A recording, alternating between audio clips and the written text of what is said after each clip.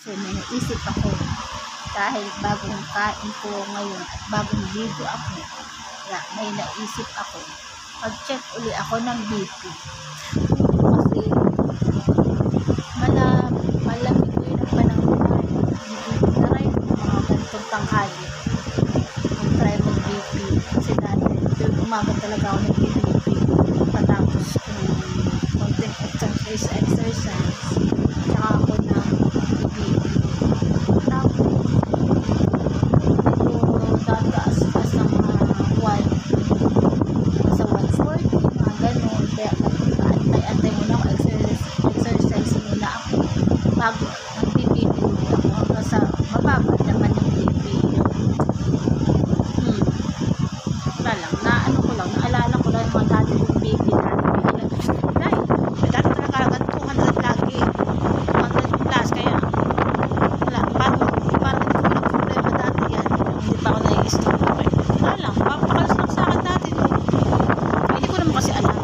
Ay, hindi ko, sumabot na ako din. Dahil sa sobrang enjoy ko sa pagkaka 200 plus.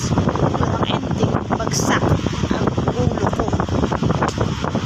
Yun, kaya BP muna ako dahil just check ko maganda-ganda ang BP natin kasi malamig ang panahon dahil kahit tanghaling mga alauna alas 12 mainit kaya maganda try ko lang ang pangalawang BP lagi naman ako nag-BP kaya lagi naman ako araw-araw nagpupost kaya nakakahiya naman sa mga sa inyo mga guys kaya sabihin nyo sa sobrahan naman ako chismosa sa inyo.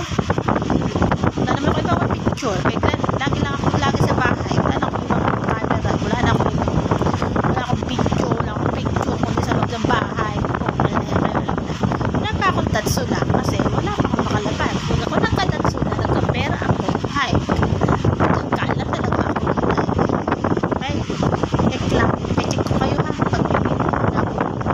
Chichismis ko sa'yo mamaya. Ang chismis na ito pag natapos na ako. Okay. Natin ng BP ngayon dahil malamig ngayon ang panahon yan, mababa ang mga BP diba? Kahit tanghaling tapat alauna ay napakainit talaga dati ngayon medyo malamig-lamig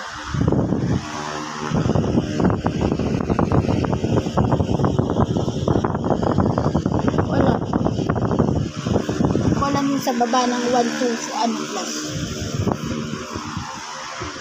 Para sa akin, masaya na ako dyan. Kaya napakababa ko ngayon.